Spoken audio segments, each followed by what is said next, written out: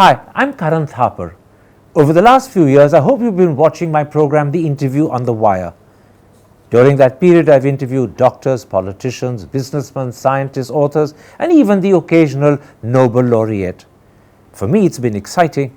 I hope it's been enjoyable for you. But these, as you know, are tough times, and if this program is going to remain bold, independent, and sometimes even defiant, then I think we need your support. At the end of the day, it's a truism, but editorial independence is best defended by the viewers. So if you would like this program to remain the way it is, forthright, outspoken, and interesting, then would you consider supporting us? All you have to do is to click on the description at the bottom. But more than anything else, I hope you will continue to watch the interview. Your viewership means an awful lot to me.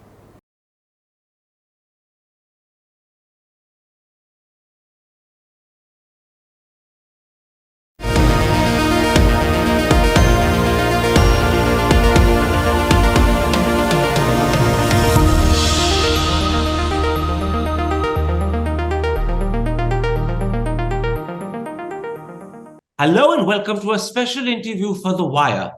In a recent essay in the New York Times, Anuradha Bhasin, the executive editor of the Kashmir Times, has written, and I quote, "Modi's repressive media policies are destroying Kashmiri journalism.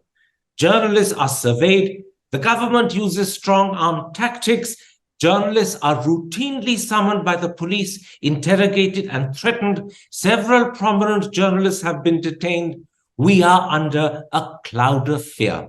In response, the Minister for Information and Broadcasting, Anurag Thakur, has replied, and I quote, "The New York Times' so-called opinion piece on freedom of press in Kashmir is mischievous and fictitious, published with the sole motive to spread a propaganda about India and its democratic institutions and values."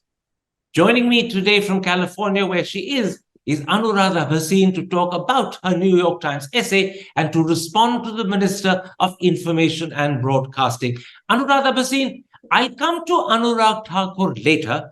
Let's start with the essay you wrote for the New York Times and which was published on the 8th of March. You write, and I'm quoting, "Modi's repressive media policies are destroying Kashmiri journalism, intimidating media outlets into serving as government mouthpieces and creating an information vacuum in our region of about 13 million people.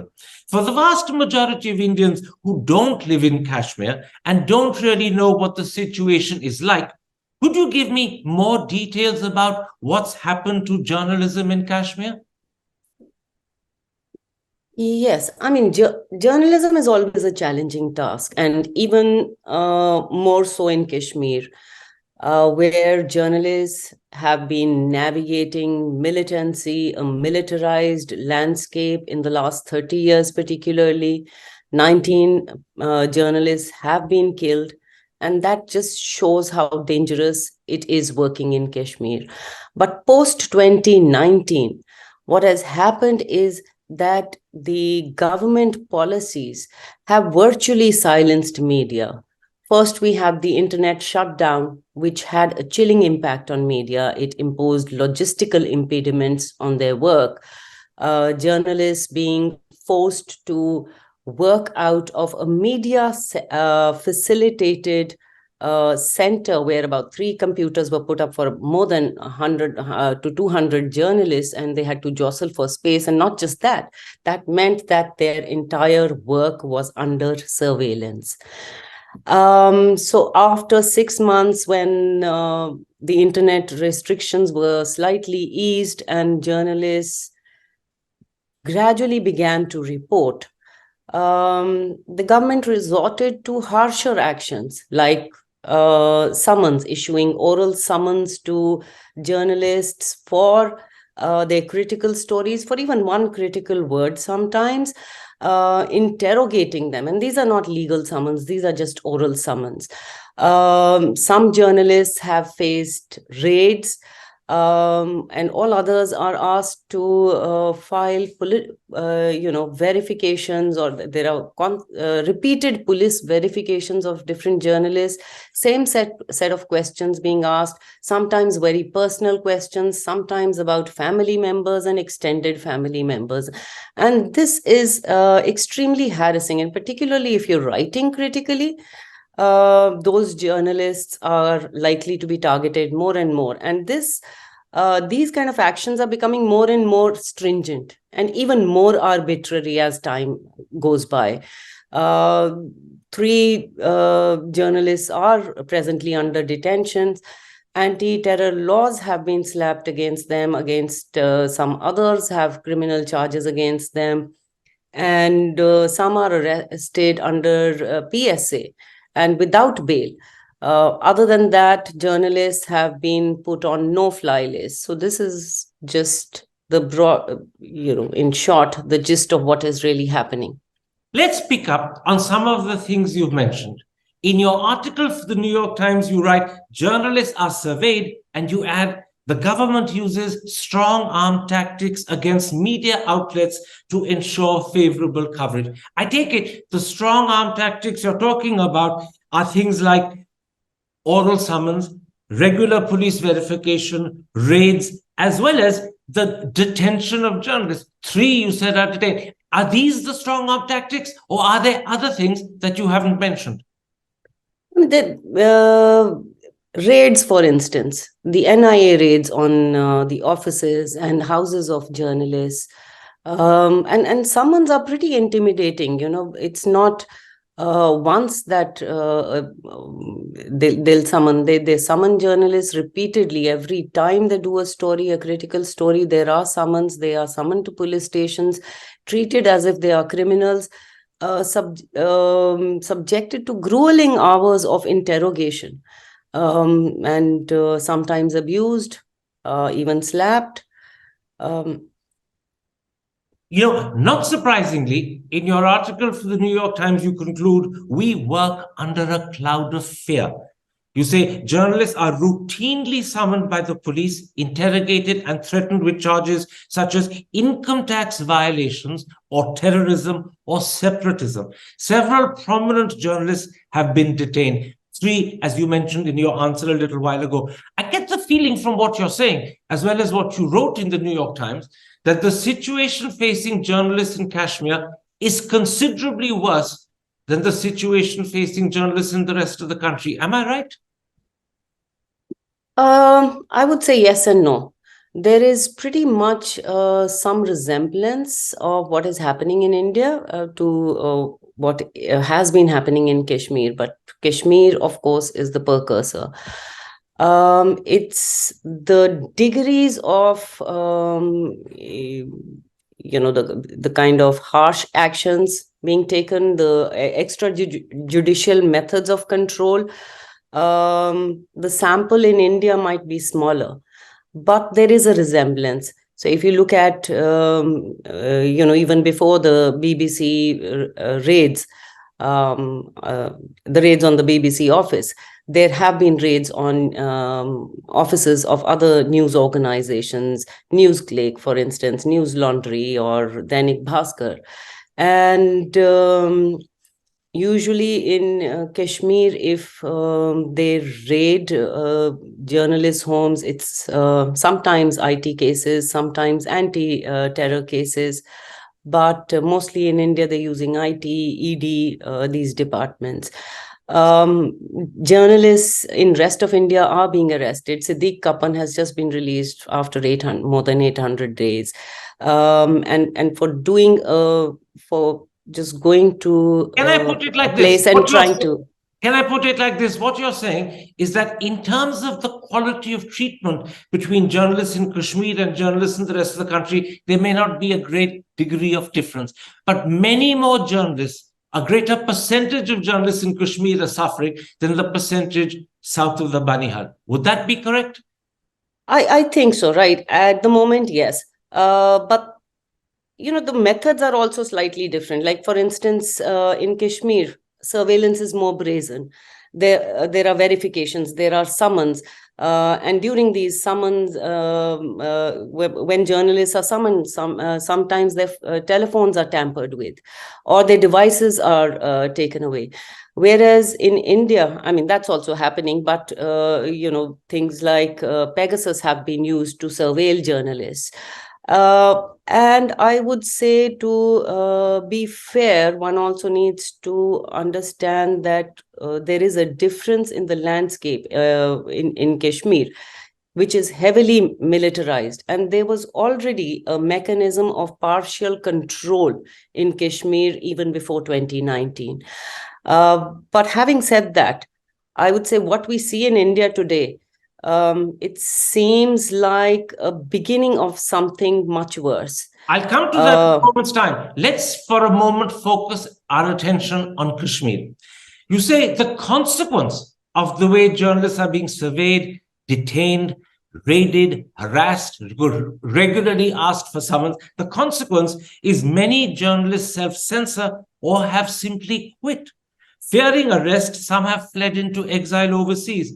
At least 20 others are on no-fly lists to prevent them leaving the country. Once again, to me, as someone not really familiar with the way journalists are being treated in Kashmir, this is horrifying. 20 on a no-fly list. Many have fled overseas for fear of their lives. I don't know how many have fled overseas, because not many journalists have been able to fly overseas because they've been put on no-fly lists. But those who have, I don't think many of them are coming back. And the others, they are working in other parts of India today. They are not working in Kashmir anymore. For them, it's not just about, it's all about, boils down to issues of livelihood as well. Okay. While they, one problem is that they are unable to find home for their story. If they find a home for the story, they suffer the consequences with, all those summons and fears of arrest or criminal cases being lodged against them, or their family members being harassed. So many of them have lost jobs, or they have quit and opted for different professions. I heard of a senior journalist who was actually, who took up a job as a caterer, a food, he was doing catering for a restaurant. Now, one of the most worrying developments, and you write about this in your New York Times article, is the new rules promulgated in 2021, which you say, and I'm quoting you, empower officials to label media content in Kashmir as fake news, plagiarism, and unethical or anti-national. And ironically, you say, these rules were passed to promote the highest standard of journalism. Tell me a little bit more about these rules. Yeah, this higher standard of journalism is actually this J&K media policy. It came out in June 2020. And one of its stated objective is to ensure that there is effective use of all forms of media to foster a genuinely positive image of the government. And it empowers the officials of J&K Department of Information and Public Relations, which is equivalent to the PIB at the national scale. They have the power to determine what is fake news, what is plagiarism, what is anti-national. So in short, this means that the government body will have the power to control what kind of news is going to be published. And punitive actions could be taken against people whose content is determined as fake or anti-national by just one bureaucrat. When this policy came up at the same time, and even before that, several journalists, they had criminal cases lodged against them for fake news or for anti-national content. And the language of those charges was just as vague. It it didn't mention any specific story or a specific comment on the social media. It just said for their anti-national comments and for their fake news. So these rules this are a clear threat to journalism, to journalists as individuals, and beyond that, they are designed, as you said, to foster a good image of the government. So the object is not just to punish journalists and control what they say, but also to ensure that the government is shown in the best possible light.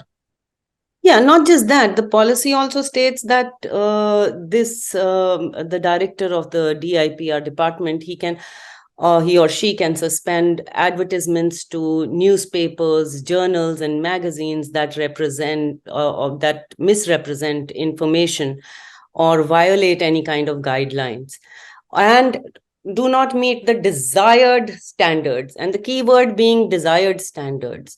What are these desired standards?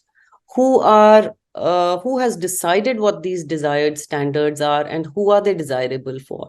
And the net result is that the newspaper industry, and especially in a place like Jammu and Kashmir, where it's a small industry and it has been highly reliant on government advertising for revenue, it has completely changed. Today, if you look at the front pages of all newspapers, there are only big government ads and maybe one or two news items, and that they are the content of the advertisements and the main leads is pretty much the same on most days.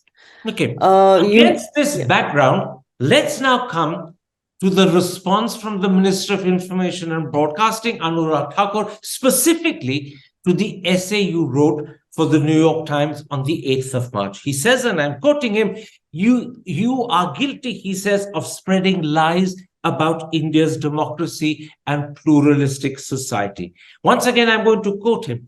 The New York Times' so-called opinion piece on freedom of press in Kashmir is mischievous and fictitious, published with a sole motive to spread a propaganda about India and its democratic institutions and values. That is his exact quotation. How do you respond to that?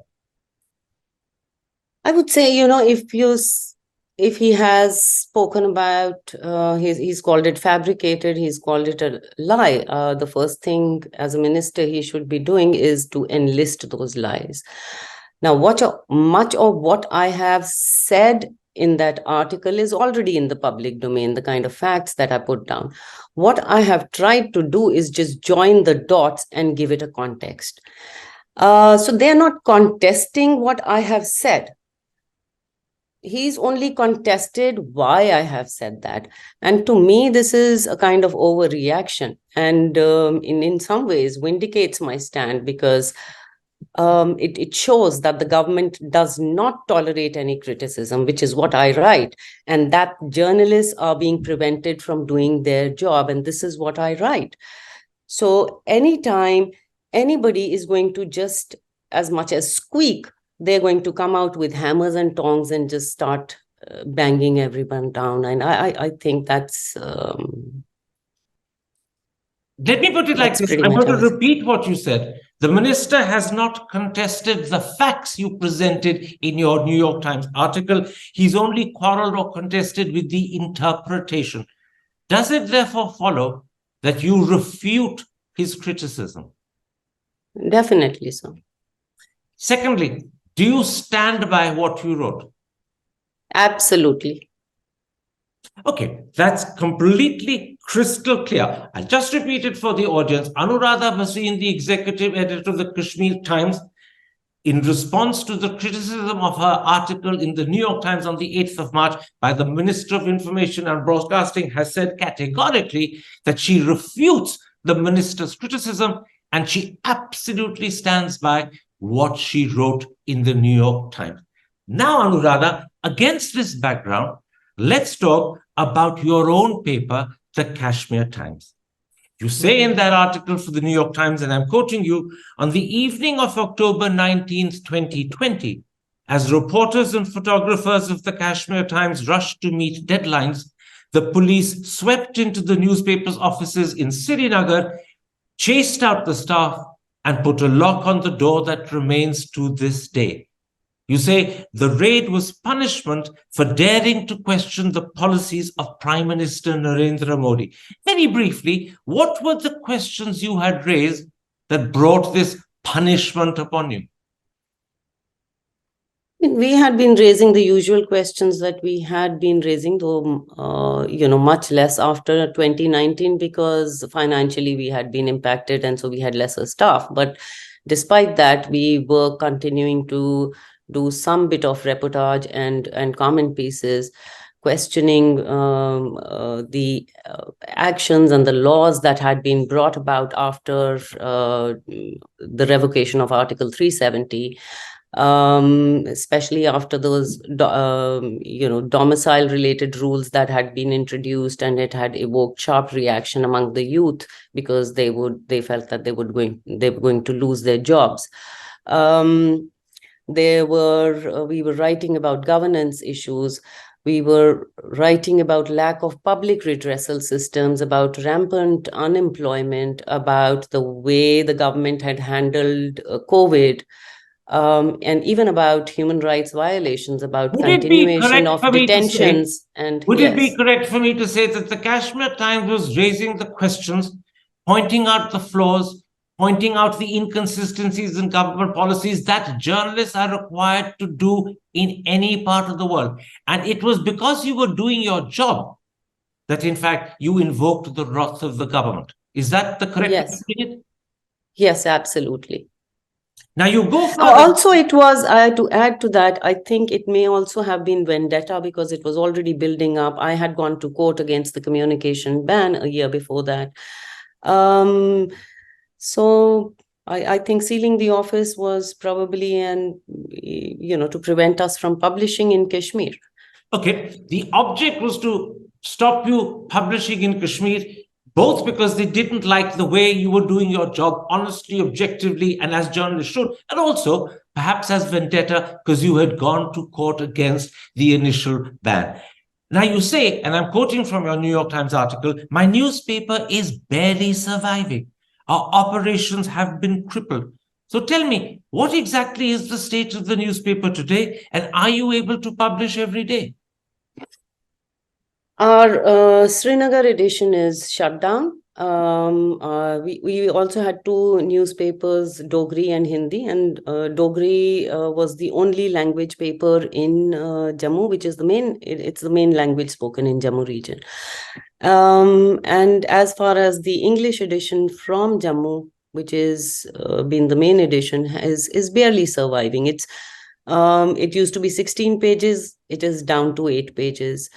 We try and upload it almost every day, but the print, I'm afraid there are days that we are unable to print because there is no money. Now, one of your great fears is that the proposed amendments to national guidelines for the digital media in India, which were made public in January, you say are strikingly similar to those imposed on Kashmir. And the reason they're strikingly similar to the Kashmir ones is that they empower government fact checkers to label online content as fake or false. Could you explain this fear a little further? Yeah, I mean, there's slight differences that the digital ethics guidelines, they relate to the online content. And news organizations are a large part of that ecosystem. But the wordings used, whereas the J&K media policy is specifically about news media, but the wordings used are similar. They make the intermediary body, which is the Press Information Bureau, to decide and to become the final arbiter of what is fake news and what is anti-national or what is unacceptable. And what this allows the government to do is to completely offload and block all news content, and that it does not agree with. The other similarity I find is that the J&K media policy was, I mean, this is a policy decision. And there is no government in Jammu and Kashmir right now. So there's a governor's rule, and under the governor's rule, these policies are uncalled for because there's no legislative scrutiny. So similarly, in the digital ethics rules, without any parliamentary scrutiny, the rules have been placed in the public domain. And in fact, you say, if these guidelines become law, and I'm quoting you, the rest of India may end up looking a lot like Kashmir. Given what you've told me about the situation in Kashmir, the prospect of the rest of India becoming like that would be deeply disturbing, if not horrifying. Yes, definitely. I mean, one thing, you want to regulate the work of journalists. As professionals, I think journalists should exercise caution, and most professionals do. They work professionally, the way they verify things. And then there is always a process of, if you go wrong, we all make errors all the time. You can publish corrigendums, you can update news in a digital era, and you can do follow-ups. But this is not what the law is about. It does not give you a chance to do that. Without any notice, the content is going to be blocked by a person heading the PIB, and it definitely will have a detrimental effect on journalists. Whereas caution is important. What happens during caution is, as journalists, we operate under the anxiety of, while we are doing our stories, we are anxious, whether it is authentic, do we have enough evidence to support what we are saying, and that's good. But now journalists will be guided by fear, and fear of not whether they're doing the right job, whether they're doing their job in the right way that they should be doing, but the fear of whether this will align with the government thinking, whether the government would approve of this. That kind of a fear will have a chilling impact on journalism. In fact, I'm going to quote from your New York Times article. You say, if Mr. Modi succeeds in introducing the Kashmir model of information control to the rest of the country, it won't just be press freedom that is at risk, but Indian democracy itself. This is a far greater threat than just to journalism. It is a threat to our democracy. Yes. I have to point out that a lot, if not practically most of what you've told me about the state of journalism and the situation facing journalists in Kashmir would be news and new to Indians outside Kashmir. The mainstream media, if I can use that phrase, simply hasn't covered this. We outside Kashmir do not know about these things. So let me ask you, both as a Kashmiri and a journalist, do you feel let down?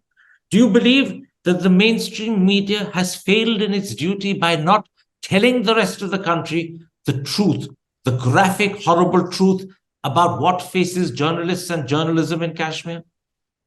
Yes, I think mainstream media has always failed Kashmir, not just the Kashmiri journalists, because Kashmir has often been viewed from a very ultra-nationalist lens. And many of the ugly realities of Kashmir have been dwarfed or blacked out. And somehow I think journalists wrongly feel they have to serve some kind of a national interest, though journalists should be upholding democracy. And that's what, in fact, as you earlier, as I pointed out in my article, that this would be a threat to democracy, because journalism forms a kind of backbone of democracy.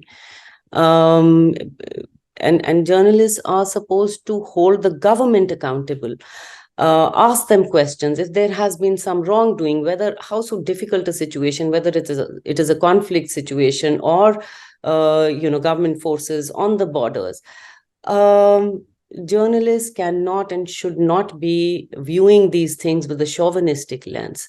They should be asking these questions because our constitution or our the SOPs for these different forces do not allow these certain acts.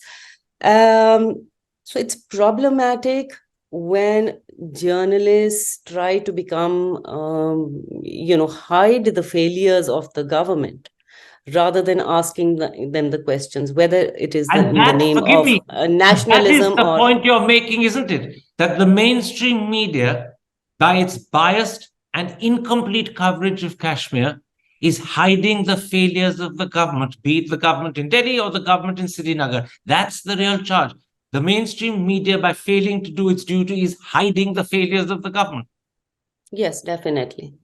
Now, in contrast to everything you have said, I have to, in all honesty, point out that the government, both the lieutenant governor in Srinagar and the home minister in Delhi, insist that the situation in Kashmir is normal and people are happily going about their lives. What do you say to them? Because they would say Anuradha Bhasin is fabricating, not just exaggerating, she's lying. Okay, let me... Yes, definitely they would be saying that. But normalcy is a very interesting word in Kashmir. And Arundhati Roy, as she said, normalcy in Kashmir is declared. It is always declared. And I used that quote in my book, which recently came out.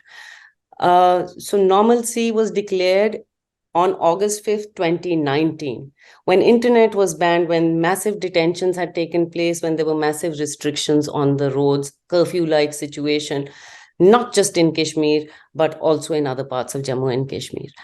And few months later, I think sometime around October, the government functionaries were making statements that Jammu and Kashmir is limping back to normalcy. So first it was normal, and then it was limping back to normalcy.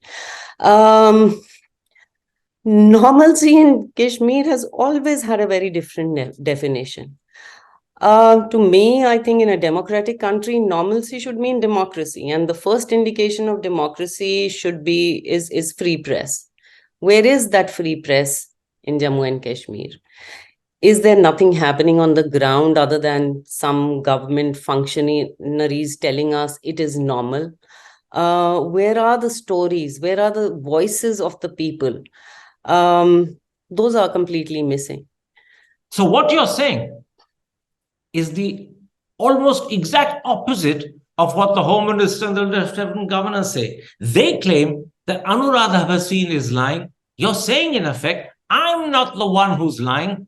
The lies are being told by the Lieutenant Governor and the Home Minister when they claim everything is normal. That's in effect. That, in effect, is what you're saying. Yes, definitely.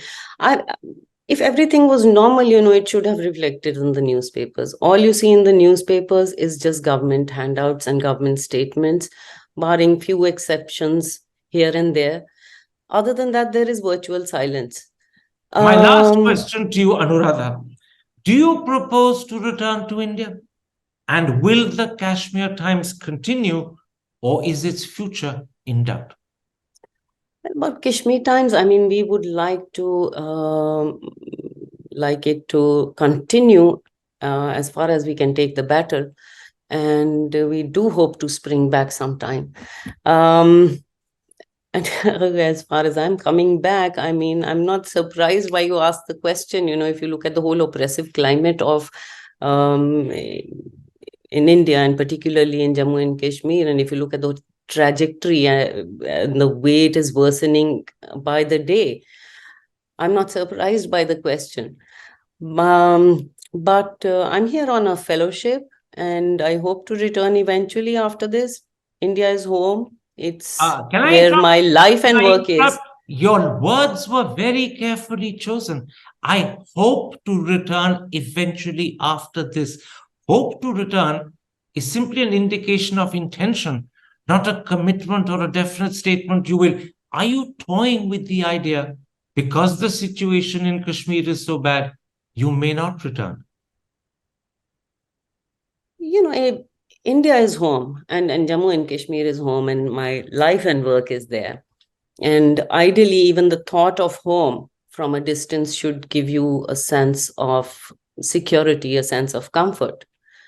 But do I feel safe at the very thought of it? Perhaps even before coming, I don't think I felt safe enough. And I can only even to grapple with this kind of a question is a little odd, because it was a kind of question that was absurd a few years ago. But not today. Not today. Anuradha, I won't torture you further by pushing that question. Your hesitation, I think, has indicated the answer without your explicitly giving it. Let the audience interpret and understand for themselves. I thank you for being extremely honest, and I thank you for sharing and revealing the trauma that undoubtedly, both as a Kashmiri and a journalist, you have faced and continue to face. I'm going to simply repeat two of the most important things you said in the interview. You refute completely the criticism made by the Minister of Information and Broadcasting, Anurag Thakur, about your New York Times essay, and you absolutely stand by what you have written. In fact, you added pointedly that Mr. Thakur has not contested the facts you mentioned. He's only questioned your interpretation. And the second important thing you said is that it is not Anuradha Bhasin who is lying about the situation in Kashmir. It is the Lieutenant Governor and the Home Minister of India who are lying when they repeatedly claim that the situation in Kashmir is normal. I thank you for this interview, Anuradha Bhasin. It's a pleasure talking to you. Take care. Thank you. Pleasure's mine. Hi, I'm Karan Thapar. Over the last few years, I hope you've been watching my program, The Interview on the Wire. During that period, I've interviewed doctors, politicians, businessmen, scientists, authors, and even the occasional Nobel laureate. For me, it's been exciting. I hope it's been enjoyable for you. But these, as you know, are tough times, and if this program is going to remain bold, independent, and sometimes even defiant, then I think we need your support. At the end of the day, it's a truism, but editorial independence is best defended by the viewers. So if you would like this program to remain the way it is, forthright, outspoken, and interesting, then would you consider supporting us? All you have to do is to click on the description at the bottom. But more than anything else, I hope you will continue to watch the interview. Your viewership means an awful lot to me.